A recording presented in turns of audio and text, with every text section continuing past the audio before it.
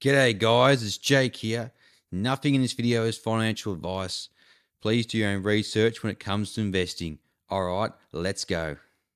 So the topic for this video is the housing market and what we see in the data, the charts, about where we see the housing market going and looking at different factors that make up the housing market in the US particularly. So the first one we're talking about from QE Infinity, we tweet out the housing investor purchases are down 45% according to the latest data.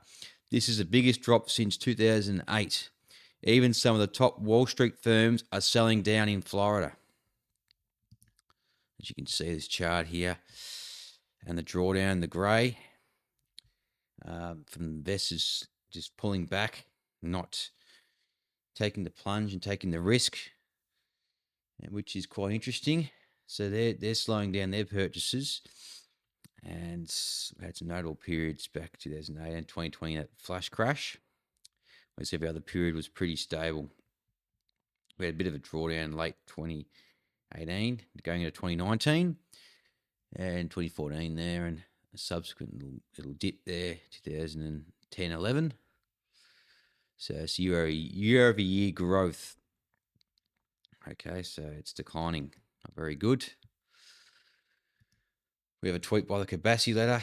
Breaking. There are now a record 299,000 new homes for sale in the southern US states, according to ReVenture.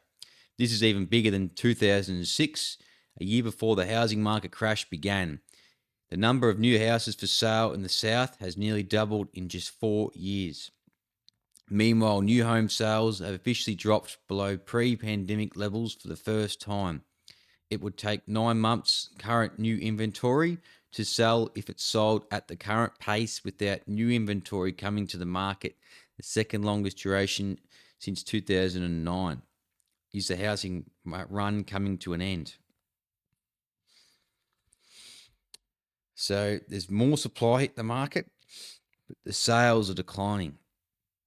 So, which is not good.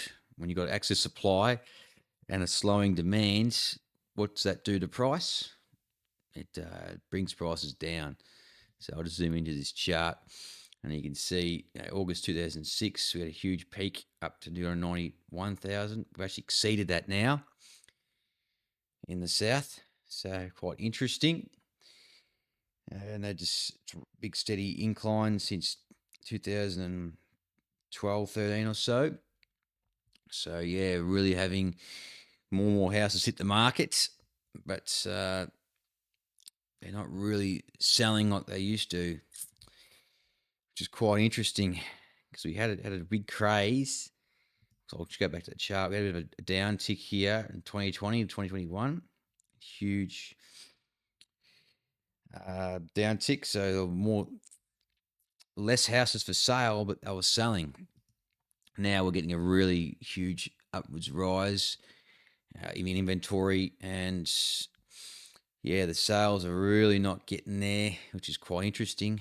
So that's just looking at all southern states in the USA.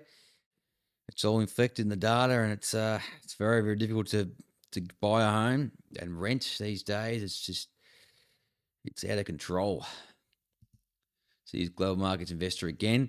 US housing market alerts. 6.9% of homes for sale had price drops in June, the most in at least a decade. This is over 2 percentage points higher than the same period a year ago. Meanwhile, US housing market is overvalued 20 to 25% since the Great Financial Crisis, which is mentioned.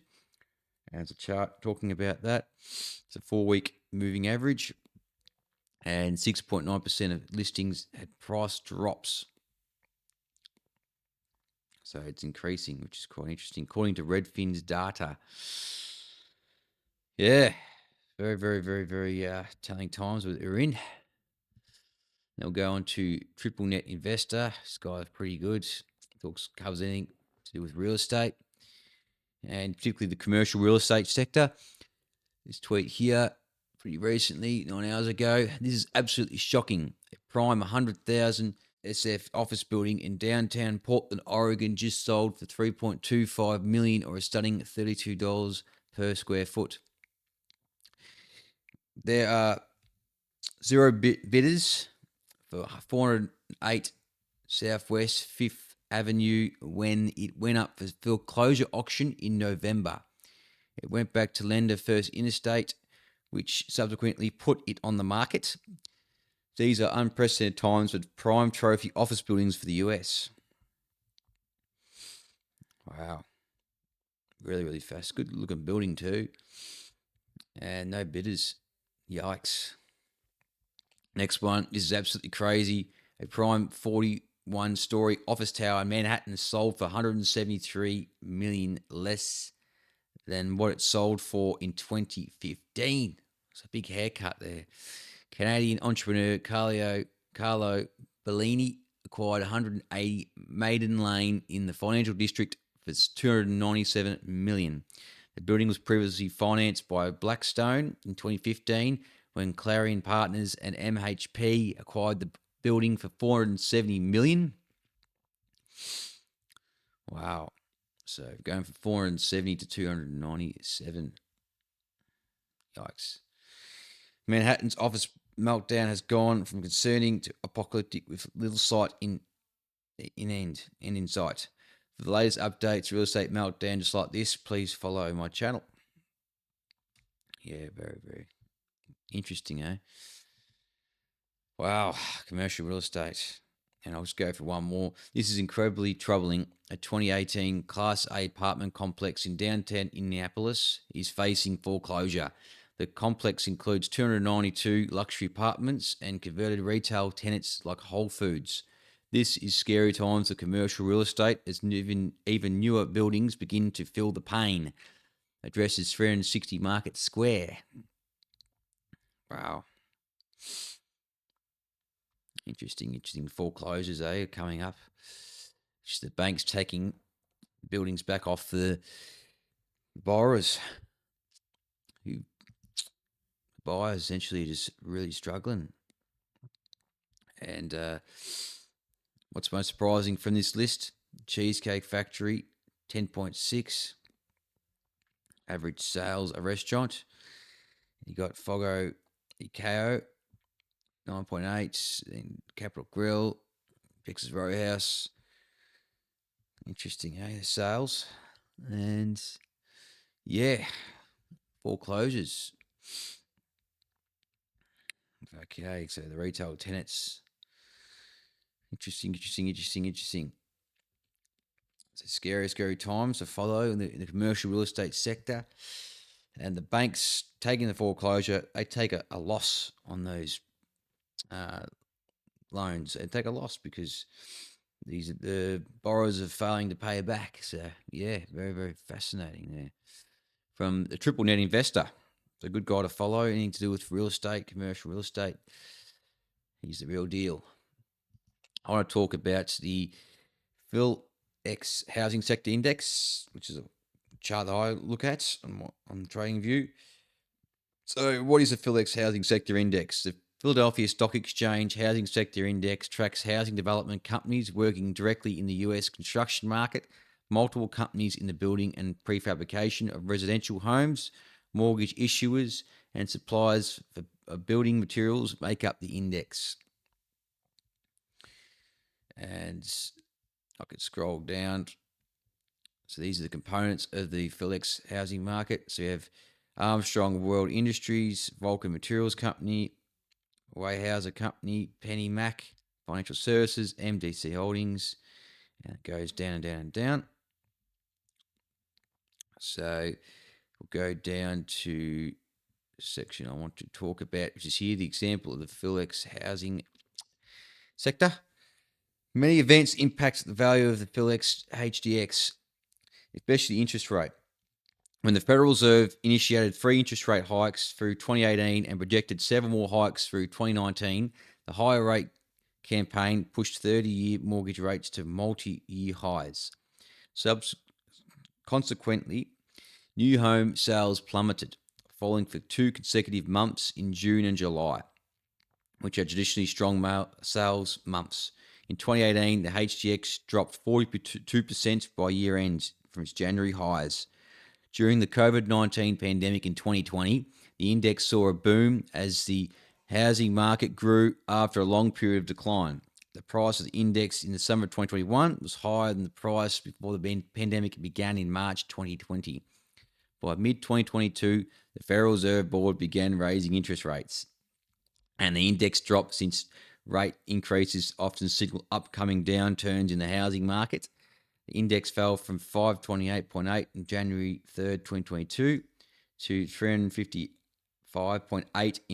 on June 29th, 2022, representing a 32.7 decline. And I'll go to the chart now, and we can see we're right up there since those times. Since 2022, we had this sort of sell-off, and due to this fear of rising rates, and now we've absorbed that, and we're back up again.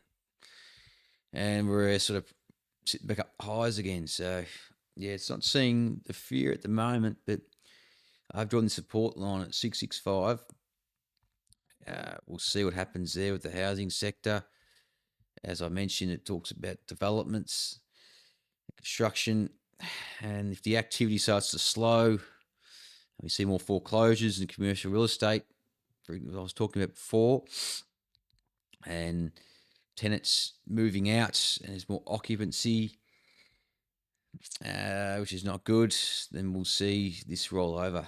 So it's only a matter of time. I'm seeing the data showing me there is some weakness.